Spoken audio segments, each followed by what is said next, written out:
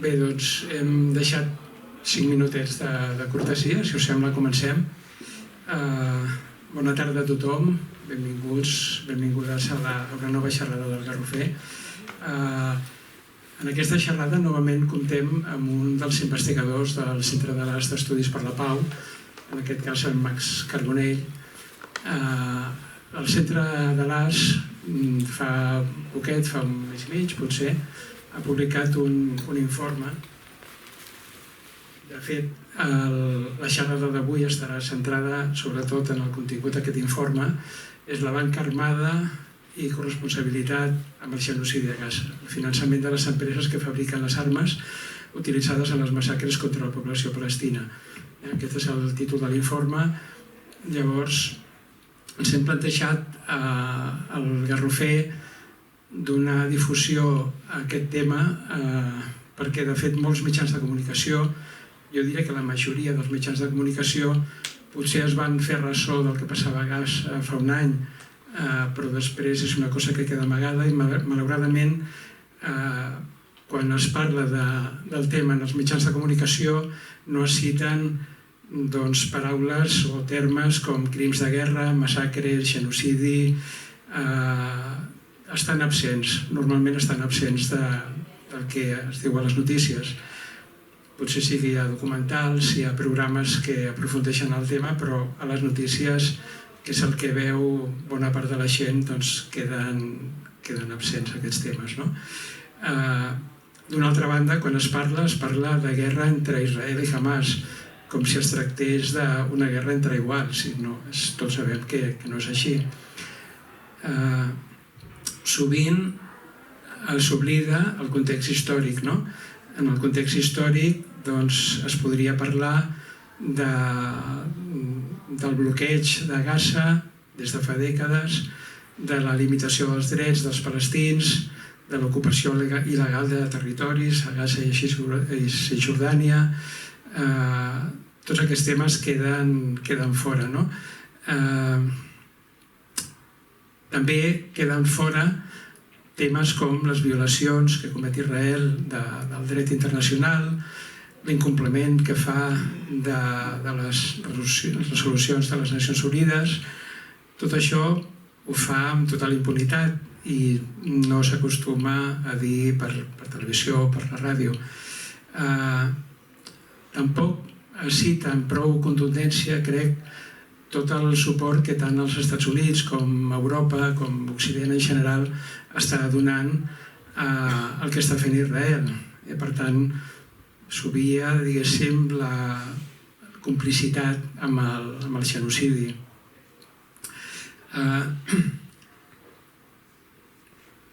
Quan hi ha proves que s'està cometent aquest genocidi en tribunals de justícia internacionals, la relatora de les Nacions Unides, la relatora especial, la Francesca Albanese, ha fet un parell d'informes que d'alguna manera el que fan és documentar el que està passant allà i això tampoc es difon. En fi, són molts temes dels que podríem parlar. De fet, tenim 45 minuts, una hora per parlar i no ens donaria temps de desenvolupar tots aquests temes.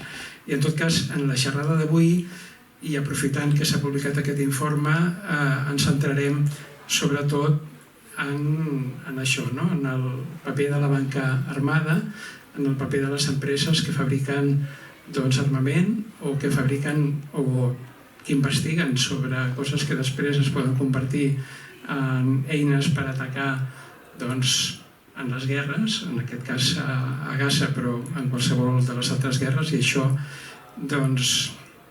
d'alguna manera és el que centrarà la xerrada d'avui, amb tot el que vulguis afegir, Max. I bé, no parlo més. En tot cas, gràcies, Max, per la teva presència, per la teva feina i la del Centre de l'As, i endavant, quan vulguis. És flexible, suficient. Ara?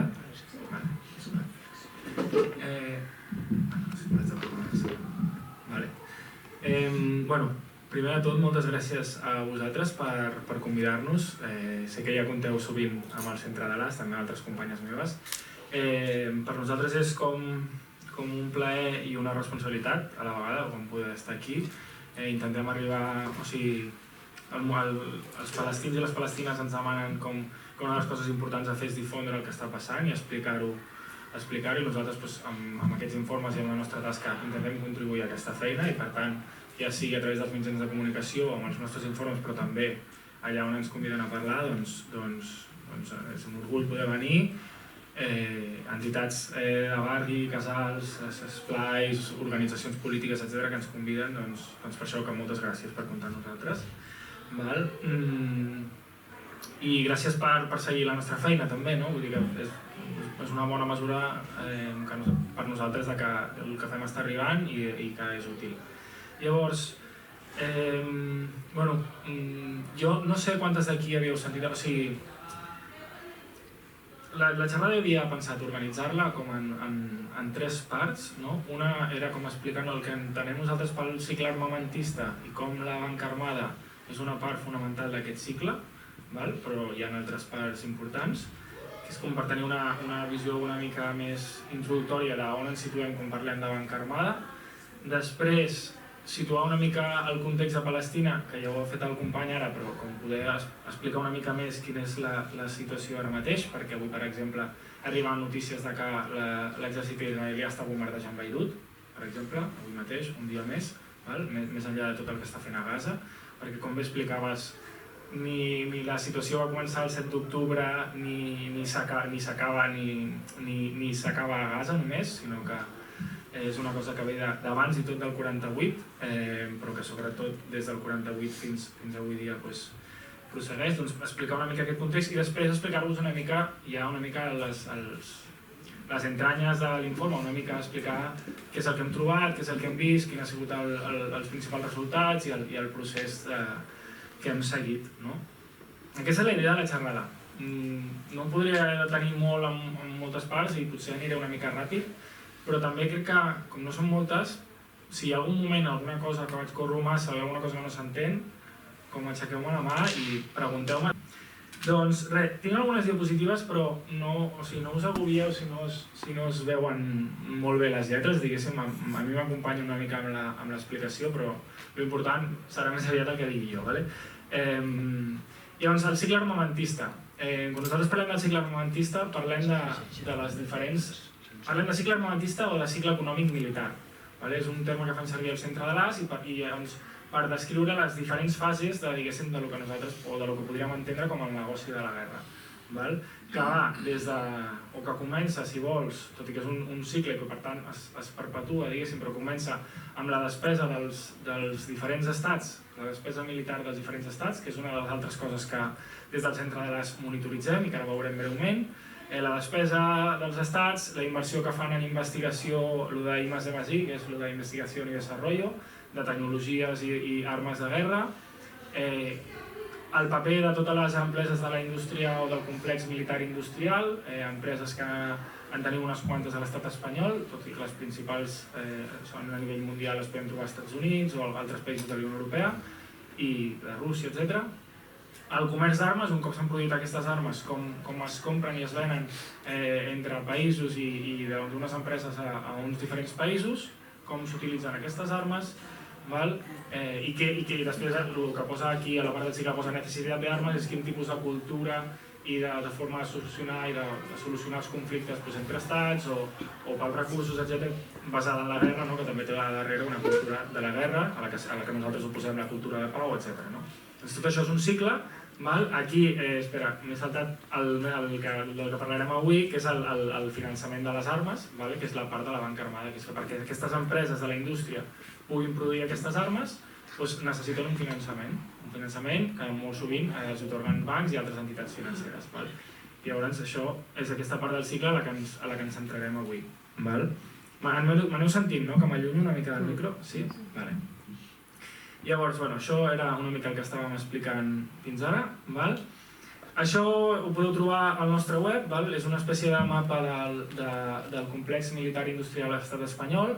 Us recomano algun dia, si voleu perdre una mica de temps, podeu entrar al mapa, navegar una mica i fer zoom a les diferents zones i veure quines empreses. Aquí tenim totes les empreses del sector militar i de defensa de l'estat espanyol, o les principals, les tenim llistades en aquest mapa i són una part clau del cicle armamentista o del cicle econòmic militar. Com veureu, la majoria d'elles es concentren a Madrid, amb força importància també a Catalunya i sobretot al País Basc, però també perquè moltes d'elles allà hi tenim les seus i després tenim altres empreses i fàbriques distribuïdes per tot el territori. Res, això no és important, simplement són dades de les vendes que aquestes empreses fan anualment al llarg dels anys i la quantitat de llocs de treball que generen. La indústria espanyola no és una indústria particularment gran, no genera en termes d'ocupació o de feina o en termes de la part del producte interior brut que crea, però no deixa de tenir importància i sobretot també tenen molta influència en l'esfera política, més enllà de la quantitat de diners que moguin.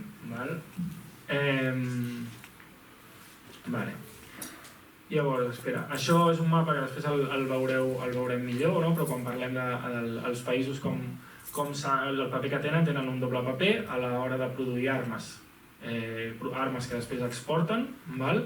Com veieu, per exemple, el que està aquí en un color més verdet són els països exportadors. Com veieu, el principal país exportador és Estats Units, seguit de Rússia i amb un grau menor Xina i els països de la Unió Europea.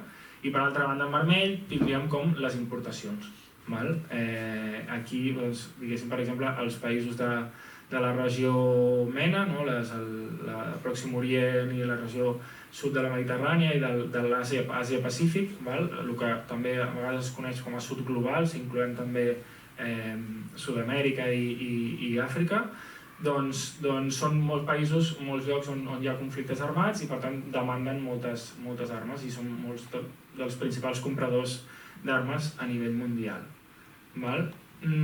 Això és el que veiem de les dades de despesa militar de l'estat espanyol. No cal que us fixeu en els números.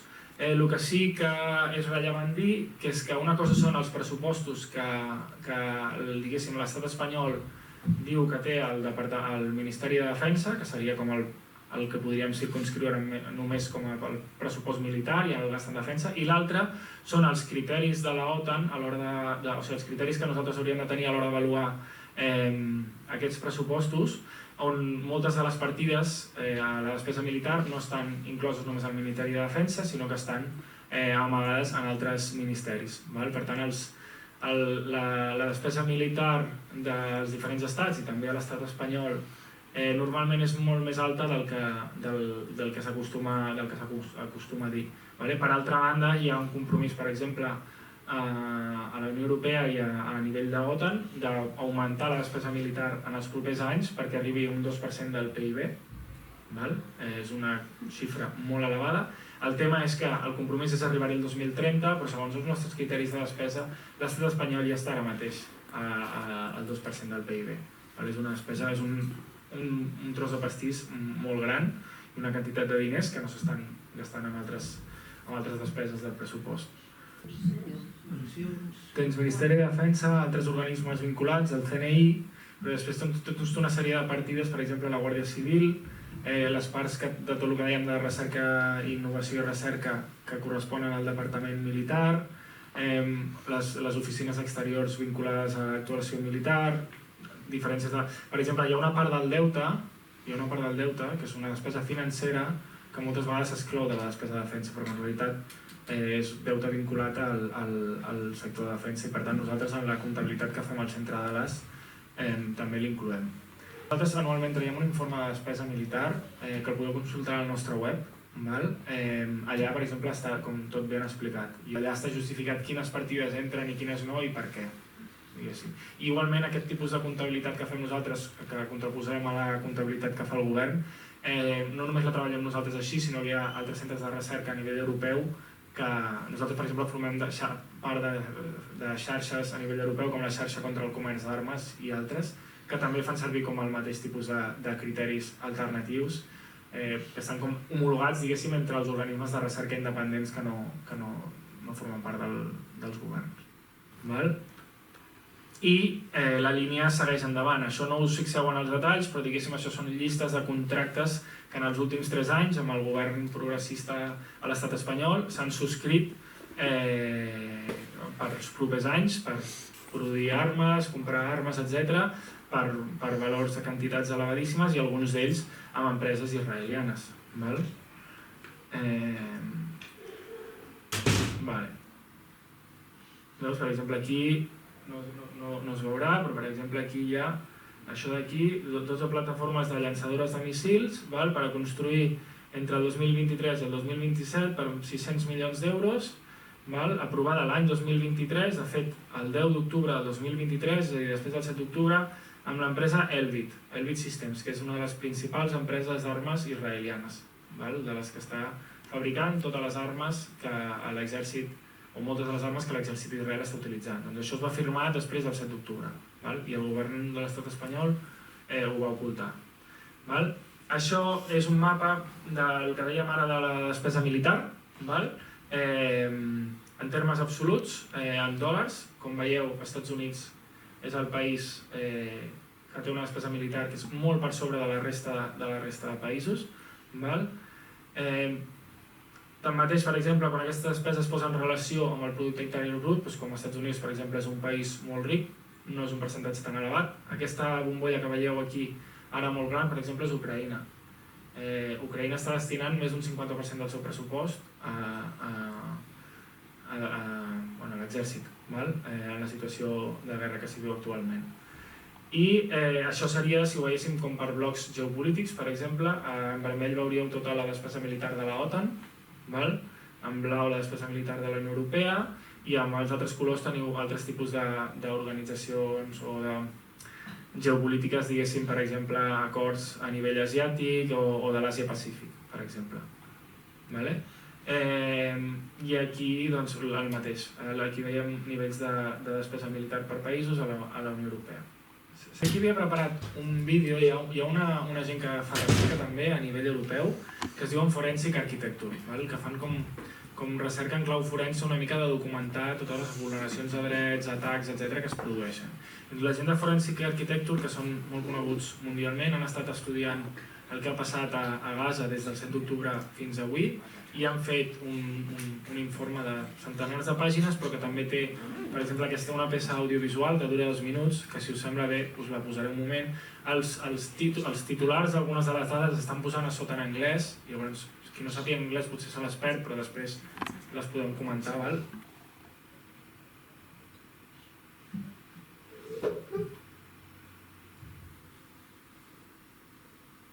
Si voleu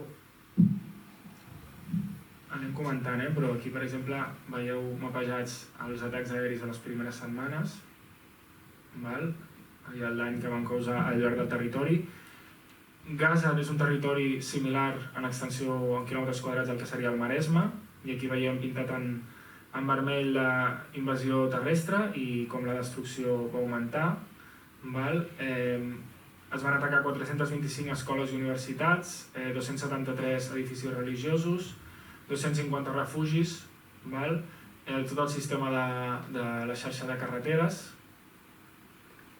Aquí veieu com va passant el temps, com han atacat tots els edificis i les equipacions mèdiques i com han destruït més del 70% de les terres agrícoles i dels hivernacles, més d'un 45% dels hivernacles, i han pràcticament erradicat la capacitat de produir els seus propis aliments a Gaza.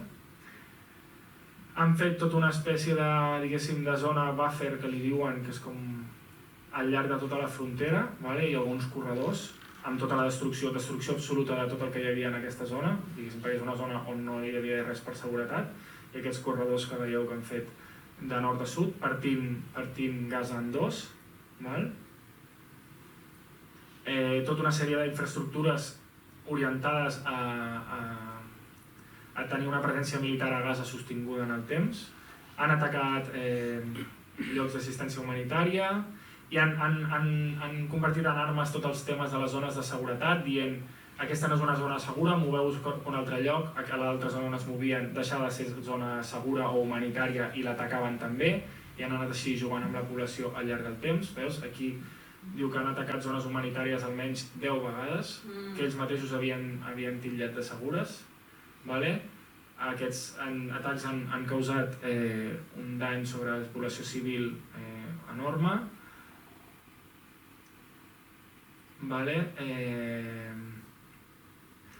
Han creat un nivell de famine, que és com es diu, hambruna, en català no en sortirà, però bueno, han fet servir com la gana també com una arma de guerra, pràcticament totes les terres, el que dèiem abans, han estat destruïdes i la recerca de forènsic d'alguna manera certifica el que hem anat veient totes en directe pràcticament, com no s'havia vist fins ara, un genocidi retransmès en directe, que és que el que s'ha produït és un atac sistemàtic contra la vida i contra totes les persones i els recursos, fent que venir a Gaza, fent pràcticament la vida impossible allà, convertint un territori com el Maresme en un infern, l'infern a la terra. L'historiador Ilian Papé té un llibre, i és el primer que va acunyar, en català com es diu? El término, va crear o va dir, fer servir el terme, com Gaza va descriure Gaza com la presó a cel obert més gran del món. Ara Gaza és pràcticament la fossa comuna a cel obert més gran del món i és un genocidi en tota regla. I doncs sé que més o menys totes ho sabíem, però investigacions com aquesta ajuden a portar amb rigor i amb dades una mica al nivell de destrucció, de brutalitat i de criminalitat de les massacres que ha fet l'exèrcit d'Israel, l'estat d'Israel. Llavors, abans de continuar l'informe, recalcar el que dèiem al principi, que és que la situació de l'ofensiva criminal i genocida d'Israel sobre Gaza no va començar el 7 d'octubre. L'any 1948, de fet, Ilian Papé té un altre llibre que parla de la neteja ètnica palestina.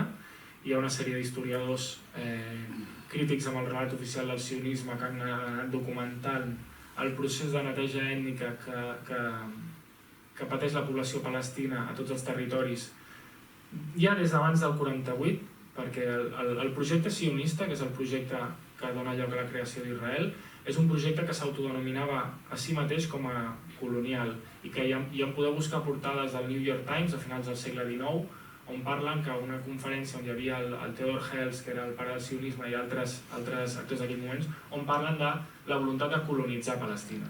Vull dir, ara el tema colonialisme, després de tot el que hem vist al segle XX, diguéssim, ha tingut unes connotacions més negatives, però obertament ja des de finals del segle XIX ells parlaven en aquests termes. I doncs després de l'Holocaust que va patir el pobre jueu, diguéssim, i els problemes que suposava el mandat britànic, va haver-hi la creació d'Israel el 1947-48, que es va produir en el que els palestins anomenen que és la Nakba, que és la catàstrofe.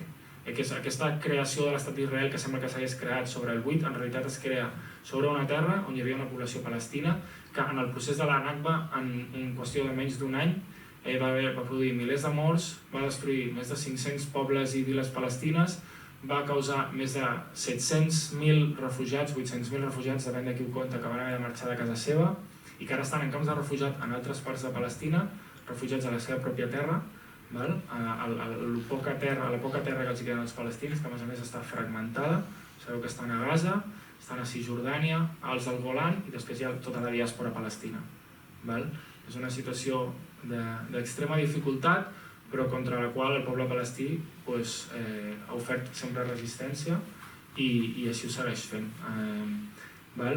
Dit això, simplement el que vivim des del 7 d'octubre fins avui, però és una ofensiva militar a gran escala, d'una dimensió que no s'havia vist des de feia dècades, sinó mai, i d'una gravetat que per sort, dins de tot lo dolent, el poble palestí i la solidaritat en Palestina ha ha fet un esforç molt gran per poder canviar el relat, perquè molt de temps el poble palestí també ha estat patint en silenci i en l'ostracisme mediàtic i amb tota la força que té el sionisme per silenciar tot això.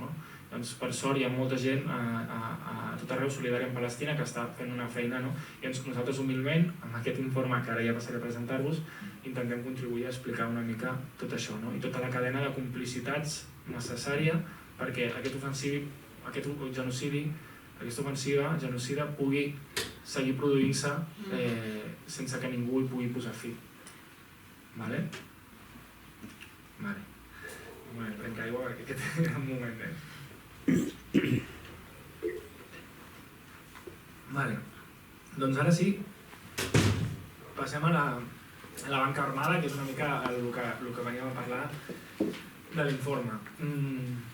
La banca armada, com el seu nom implica, és totes aquelles entitats financeres, no patir per la diapositiva, però totes les entitats financeres que són còmplices amb la guerra, en termes generals. Quan nosaltres parlem de banca armada, nosaltres hi ha tota una sèrie d'empreses d'armes, aquestes empreses d'armes per produir, igual que una fàbrica qualsevol necessita per augmentar la producció o invertir o crear un nou producte o el que sigui, demanen un crèdit i l'inverteixen, o sigui, fan servir aquests diners per tirar endavant la seva producció, etc. Les empreses d'armes igual. De fet, els estudis que nosaltres hem fet, hem vist que el nivell d'endeutament de les empreses d'armes és del 75% o més. És a dir, per tant, amb una traducció una mica així a grosso modo, però perquè s'entengui, 3 de cada 4 armes que són produïdes no es podrien estar produint si les empreses d'armes que les fabriquen no haguessin rebut els diners dels bancs. Per tant, bàsicament això, a grans trets, és el que seria la banca armada. Són tots els bancs que estan facilitant i que són, per tant, corresponsables, que és el terme que fem servir nosaltres a l'informe, que es produeixin aquestes armes. I tot el que es fa amb aquestes armes, que això és el que veurem que nosaltres descrivim en aquest informe. Moltes vegades nosaltres prèviament, això és per exemple quins bancs estan comprant accions nosaltres quan dipositem els diners en un banc, per exemple, el banc amb aquests diners ell compra accions d'una sèrie de determinades empreses, el que sigui, perquè el que volen és tenir una rentabilitat, guanyar uns diners amb aquests diners, i això és el que acaba donant a nosaltres també uns certs interessos. Per tant, nosaltres amb la banca armada tradicionalment el que fem és dir, hi ha una sèrie de companyies d'armes i mirem quins bancs estan finançant aquestes empreses d'armes. En termes generals, els nostres informes d'armes miren això. Bancs que financen empreses d'armes. Perquè aquestes empreses d'armes entenem que contribueixen a la guerra. Ara bé, amb el temps, nosaltres portem fent treball en la línia de banca armada des de fa més de 15 anys, doncs hem pogut anar avançant i aprofundint en aquests anàlisis. Què hem començat a mirar? Per exemple, en l'informe anterior, no aquest del genocidi de Gaza, sinó a l'informe anterior miràvem, per exemple, totes les empreses d'armes que estan contribuint a la militarització de fronteres i totes les morts que es produeixen vinculades a la militarització de les fronteres, amb balles, amb dispositius violents que vulneren els drets humans, etc. A les fronteres, cada any es produeixen més de 30 o 40.000 morts. Vull dir que al final nosaltres parlem de guerra de fronteres. Hi ha una guerra també, diguéssim, no clàssica, però algun tipus de guerra a les fronteres contra les persones que intenten creuar-les. En aquest informe, però, el que hem anat a mirar és no només poder establir una connexió entre empreses d'armes i qui les finança, sinó veure com unes empreses han fabricat unes armes que el país en qüestió ha exportat fins a Israel. Per tant, hem monitoritzat les exportacions d'armes dels últims anys a Israel i quines empreses d'armes estaven involucrades. Llavors hem anat a veure quines d'aquestes armes s'han estat utilitzant a Gaza des del 7 d'octubre, amb proves documentals que aquestes armes s'han fet servir en un atac, per exemple, a un camp de refugiats, un atac a un edifici de la ONU, un atac contra, etc. I llavors, per tancar una mica el cercle, hem vist, doncs aquestes empreses d'armes que fabriquen aquestes armes que s'han fet servir a Gaza, qui les ha finançat? I hem anat a veure qui ha estat posant els diners per això. Llavors hem pogut traçar una connexió bastant clara i bastant definida d'aquesta cadena de complicitat i d'actors des del finançament de les empreses fins a l'ús d'aquestes armes en situacions que organitzacions de drets humans estan estudiant i analitzant i estan denunciant que són constitutives de delictes de guerra, de lesa humanitat, crims de guerra i que constitueixen un crim de genocidi segons el que està estudiant actualment el Tribunal Internacional de Justícia. Sabeu, gràcies a la demanda que va interposar Sud-àfrica a finals del 2023 i que ha continuat. Que recordem a més que el Tribunal Internacional de Justícia ja, tot i que no s'ha dictaminat sobre el final del procés, sinó sí que va requerir mesures cautelars per prevenir i aturar tot el que estava fent Israel i inclús en els països també que encara no han tingut efecte perquè no té un poder executiu sobre el que fa Israel.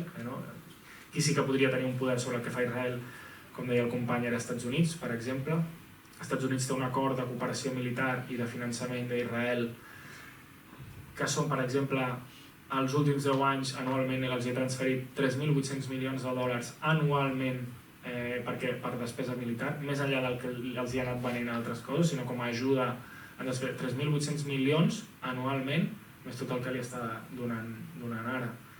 Bueno, he saltat una mica les diapositives, però això era res, perquè el CIPRI, que és l'Institut de Recerca per la Pau Internacional d'Estocolm, és una de les organitzacions internacionals més importants a nivell de recerca i de monitoratge de la indústria de la guerra i del complex militar. El CIPRI, per exemple, elabora anualment un rànquing amb les 100 principals empreses d'armes. Nosaltres és un dels rànquings dels que partim per poder veure quines empreses d'armes analitzem, quines d'aquestes han estat exportant. Aquí tenim empreses, moltes d'elles, com veieu, les principals estadounidenses, després Xina, Rússia, però també hi ha empreses com Elbit, en la posició 24, Israel Aerospace Industries, IAI, a la posició 35, Rafael, a la posició 42, aquestes tres són empreses israelianes. És important entendre també que el complex militar industrial i les empreses d'armes israelianes tenen molts vincles amb el govern, o moltes vegades són divisions del govern que s'han acabat privatitzant i han acabat sent companyies d'armes privades, però amb molts vincles amb el govern, perquè l'estat d'Israel és un estat amb un grau de militarització enorme i, de fet, per exemple, hi ha un altre acadèmic que es diu Anthony Lowenstein, que té un llibre que recomano, que es diu El Laboratorio Palestino, que explica, per exemple, com per Israel, Palestina, Cisjordània, Gaza no deixa de ser un camp de proves en el qual proven la seva tecnologia de guerra i de mort, i el fet d'haver-la provat contra els palestins li atorga un valor afegit que ells després utilitzen comercialment per vendre amb més preu i sostenir amb tots aquests diners de la compra-venda d'armes. Ells sostenen tota l'ocupació i el colonialisme d'assentaments, l'expansió, l'annexió de territoris que realitzen a Israel. Per això les empreses israelianes, si bé en termes quantitatius, perquè això està ordenat en termes quantitatius, no estan a les primeres de la llista, sí que estan les dels Estats Units, etc. Però en termes de capacitat i qualitativa i de venda, Israel no té problemes i ven a tots els països. Vulnerin o no els drets humans, o sigui, ha venut a tots els països, a totes les dictadures i arreu. Llavors, a nivell quantitatiu tenen un pes important, però sobretot a nivell qualitatiu i a nivell de referencialitat. No oblidem, per exemple, que en tecnologia d'espionatge Israel és un dels punters i ha exportat a estats d'arreu del... Pegasus, per exemple, que s'ha vist que s'ha fet servir aquí mateix, per exemple, per perseguir l'independentisme o inclús el propi govern. Doncs el que fem, això és igual, el que fem és investiguem aquestes companyies d'armes. Això és ja centrant-nos com anem de temps. És que molt llarg. El que us deia, aquí això és l'informe que podeu consultar a la nostra web, està en català, castellà i anglès i hi ha un resum executiu que també són 3-4 pàgines que explica les principals troballes i després, si us el voleu mirar amb més calma, es pot descarregar gratuïtament en PDF. Llavors, com us deia, el que mirem és, aquí veieu el capítol 2, després de la introducció, quins són els principals països que han exportat a l'exèrcit israelià els últims anys, ara ho veurem breument. Després, quins casos coneixem d'ús d'armes, diguéssim, sobretot des del 7 d'octubre, tot i que hem inclòs alguns previs per la seva importància per a alguns dels temes, ja ho veurem. I després, el capítol 4, que és el que seria més pròpiament banca armada, seria, anem a veure les dades financeres d'aquestes empreses, qui ha estat financiant aquestes empreses abans i després del 7 d'octubre.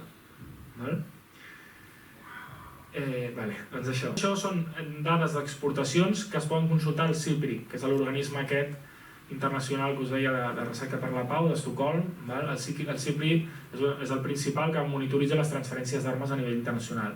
Doncs, consultant la base de dades del CIPRI d'aquests últims anys podem veure quins països han exportat a Israel, amb les dates i quin tipus de... Això també no oblideu, és una foto que és una foto del conjunt, és a dir, la fotografia és molt més gran. Hi ha molts més països i els mateixos països que estan exportant armes que el CIPRI no està podent veure, no està podent monitoritzar.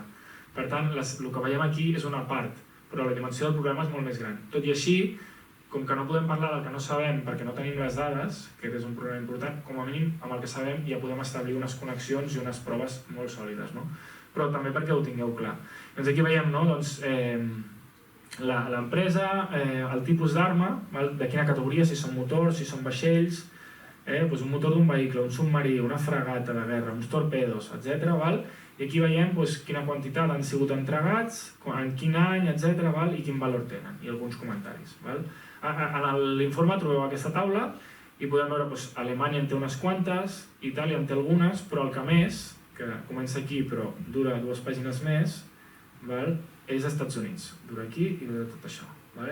Com veieu, Estats Units és el principal aliat militar i comercial d'Israel i ha transferit moltes armes al llarg dels anys. Com us deia, aquesta és una petita versió.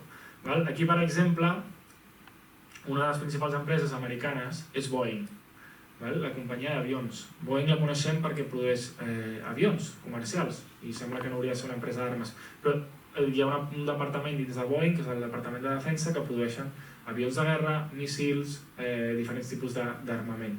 Per tant, Boeing és una companyia d'armes.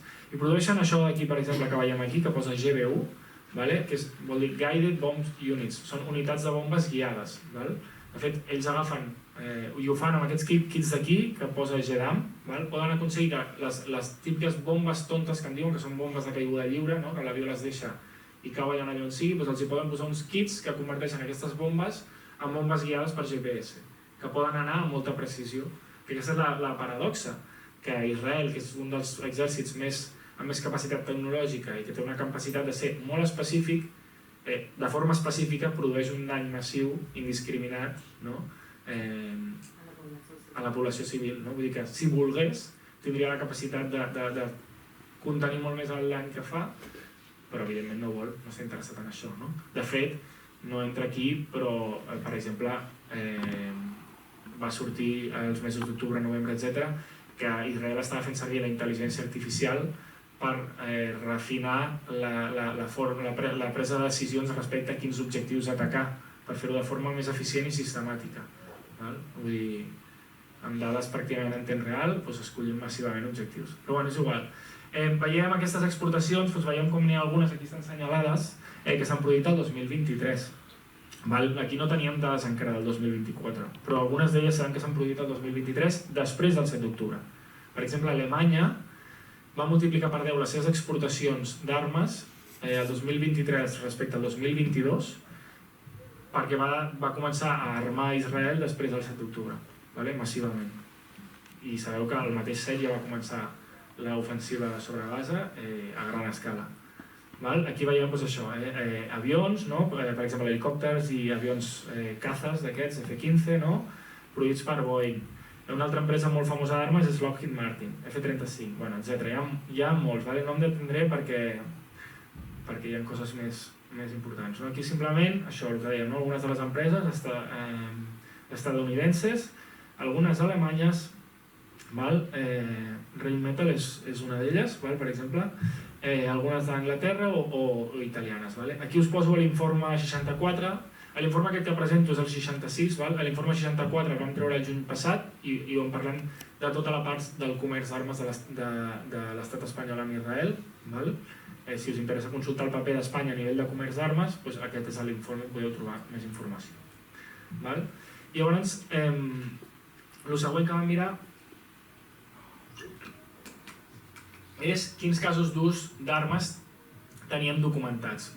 Aquí veieu alguns exemples, tot el que serien aeronaus, helicòpters, cazes de diferents tipus, tot el que serien bombes, bombes, el que us deia aquests, són els kits JEDAM, les bombes aquestes guiades, hi ha altres tipus de bombes. Aquesta, per exemple, és una bomba que té unes fulles que tallen, diguéssim, que no explota, però la tiren i fan mutilacions, i hi ha documentats atacs, per exemple, al costat de l'hospital al Shifa, amb aquest tipus de bombes. Després d'això tenim tot el que seria artilleria, des de tancs, des de vehicles motoritzats, vaixells, que han tingut un paper menor en tot el perquè ha sigut sobretot ofensiva terrestre i aèria, però que també s'han documentat atacs des de vaixells, i els vehicles terrestres amb els que s'han produït l'ofensiva, i en els quals, per exemple, s'han documentat també vulneracions. Per exemple, no sé si recordeu, es va veure un cas on hi havia com 50 o més presos palestins transportats que havien patit tortures i que estaven despullats amb un tracte humanitari degradant, etc. Els estaven transportant en aquests vehicles des de Gaza cap al territoris del 48, que seria el que avui dia es coneix com a Israel. Doncs nosaltres en l'informe recopilem tota una sèrie d'atacs que han fet servir, on s'acredita que s'han fet servir aquestes armes. Com s'acredita això? Des que tenim imatges dels vehicles que s'han transportat, des que hi ha periodistes sobre terreny que, per exemple, han pogut agafar restes de les bombes que han implosionat. Pots anar a un cràter, ficar-te allà i pots trobar, per exemple, una placa d'una bomba que et porta un codi militar i tu pots veure que aquella bomba és una bomba tal. Per tant, pots certificar que aquell atac, o hi ha experts que poden dir és que aquests cràters coincideixen amb aquest tipus de bomba utilitzada, o directament documentar els avions, com s'ha vist, els cazes, o el mateix exèrcit israelià emet notes de premsa, o els seus comandaments, diguéssim, apareixen a premsa i expliquen o es vanten d'haver fet servir aquesta tecnologia, o haver fet servir aquest armament, o haver fet servir. Llavors hi ha diferents fonts d'informació que nosaltres hem recopilat per poder documentar i vincular-les a atacs directes. Llavors, quin impacte tenen? L'impacte en termes generals, dades macro, és el que m'ha ensenyat en el vídeo al principi. Tot això s'ha causat amb l'armament. Per exemple, una dada que impressiona, no sé si l'heu sentit, crec que a nivell d'abril o maig, Israel havia tirat sobre Gaza, que torno a recordar que és un territori com el Maresme, 80.000 no sé quantes tones d'explosius, que era l'equivalent a 5 o 6 Hiroshimas, no me'n recordo, però alguna cosa similar, i que correspon a més de 35 quilos d'explosiu per habitant. O sigui, per cada palestí a Gaza, l'exèrcit israelià ha tirat 35 quilos d'explosius a sobre aquest territori que té 12 quilòmetres d'ample i no sé quants de llarg, no recordo, però 30 o per ahí. I llavors, en aquesta taula, nosaltres, com veieu, però vaig a fer-ho una mica gran, nosaltres hem recopilat, per exemple, l'helicòpter que us dèiem, o els F-15, o si voleu, les bombes. Bombes, clar, no tots els atacs que l'exèrcit israelià han fet han quedat restes de bombes o hi ha hagut accés de persones perquè poguessin mirar el que ha passat, però n'hi ha alguns que sí. Hi ha organitzacions com Amnistia o com l'Alt Comissionat per la Defensa dels Drets Humans que han fet informes, i van fer informes a l'octubre, al novembre, els han fet després a l'abril, i més endavant, on documentaven part d'aquests atacs. Per exemple, nosaltres els hem llistat aquí. Per exemple, atac al camp de Jabalia el mes de maig de 2023. O l'atac el 10 de novembre de 2023, un bombardeig a una escola on es refugiaven persones desplaçades, 34 morts. O 4 bombardejos sobre Rafah sense evidència que hi hagués un objectiu militar, 95 morts, 42 infants, documentat per Amnistia Internacional. Doncs en aquest informe hem documentat el que dèiem, aquestes armes com s'han utilitzat sobre Gaza des del 7 d'octubre. I això ens permet establir aquesta connexió sòlida. Ja passo per anar cap al final. I llavors hem de veure la part de banca armada, que és quins bancs com han estat finançant aquestes empreses. Les financen de diferents formes, amb crèdits i préstecs, amb la subscripció de bons, directament comprant accions de les empreses d'armes implicades, hi ha aquestes diferents formes. Llavors, nosaltres hem tingut accés i hem recopilat les operacions financeres que han dut a terme aquests bancs els últims anys. Hem recopilat fins a 3.600 operacions financeres, sent que el 70 al 80% d'aquestes operacions s'han produït entre 2023 i el 2024, és a dir, la majoria d'operacions aquests últims 2 anys, i en la qual han estat implicats una sèrie de bancs, que són aquests d'aquí, a nivell espanyol. Apareixen també bancs a nivell internacional, evidentment, els principals bancs i fons d'inversió a nivell internacional. Però a nivell de l'estat espanyol, que és potser el que ens interessa més, perquè ens afecta més directament i perquè és possible que alguna de vosaltres tinguem els comptes corrents en aquests bancs, doncs veieu que els principals bancs són Banco Santander i BBVA, seguides de CaixaBank. En aquest cas, però entre Banco Santander i BBVA tenen implicats, com us deia, això és una part només del que veiem, perquè no podem incloure altres empreses que no tenim com proves més sòlides i tal, però és una part del conjunt que el problema és més greu, però en tot cas, del que nosaltres hem pogut documentar, el Banco Santander i el BBVA han finançat amb gairebé 4.000 milions d'euros les empreses d'armes que s'estan lucrant del genocidi a Gaza. La Caixa amb 110 milions és la tercera, després hi ha alguns bancs i grups d'inversió més petits. Clar, aquesta llista és més reduïda que altres llistes de banca armada que traiem, perquè només hem pogut mirar unes empreses concretes que hem pogut veure que estaven actuant a Gaza. Quan mirem en general empreses d'armes i fem les llistes de banca armada que fem anualment, potser apareixen 50 bancs de l'estat espanyol.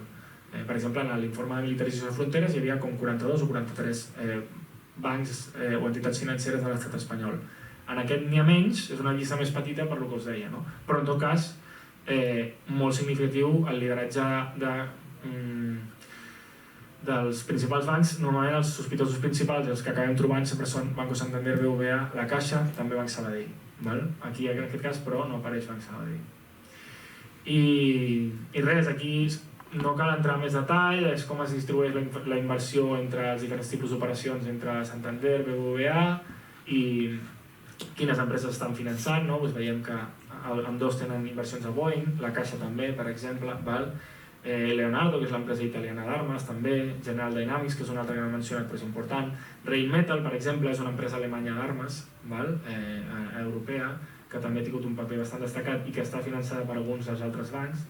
I aquesta d'aquí, per exemple, seria la llista que us deia internacional, que veiem que està liderada per fons d'inversió com BlackRock, que potser us sona perquè també està ficat en temes d'especulació immobiliària, ha sonat bastant, també en temes de capitalisme fòssil, etc. Vanguard potser és menys coneguda, bancs que van ser molt nombrats a la crisi financera del 2008 com JP Morgan, etc. Aquests són els internacionals. A Barclays, per exemple, és un banc bastant ficat amb la banca armada i que, per exemple, el BDS, que és la campanya de boicot, desinversió i sancions com a empreses, etc., ha fet una campanya molt forta contra Barclays i ha aconseguit que hi hagi desinversions. AXA era una asseguradora, les asseguradores també entren en operacions financeres que s'ha aconseguit gràcies a la pressió que desinverteixi en empreses d'armes israelianes. Jo crec que aquí simplement afegeixo que aquí tenim nosaltres la base de dades d'armes del cicle econòmic militar, on hi ha una base de dades de banca armada, al centre de l'AS, que es pot consultar si hi ha el banc o no, algun banc que us interessi. I acabo la web de la campanya Banca Armada, de la qual el centre de l'AS som part, que és bancaarmada.org. Allà tenim des dels informes que fem al centre de l'AS o el que sigui, tenim una exposició itinerant, les accions que fem a les juntes d'accionistes cada any dels principals bancs per denunciar aquesta situació, notícies de premsa, formes alternatives de les finances ètiques. Per exemple, es podeu trobar a la web de Banca Armada, hi ha un apartat que es diu alternatives, on podeu consultar les que nosaltres considerem que són finances ètiques, que són finances que no inverteixen en empreses d'armes, etc. Ho deixo aquí perquè ja m'he llevat més del que volia. Moltes gràcies i ara, si voleu, passem al debat.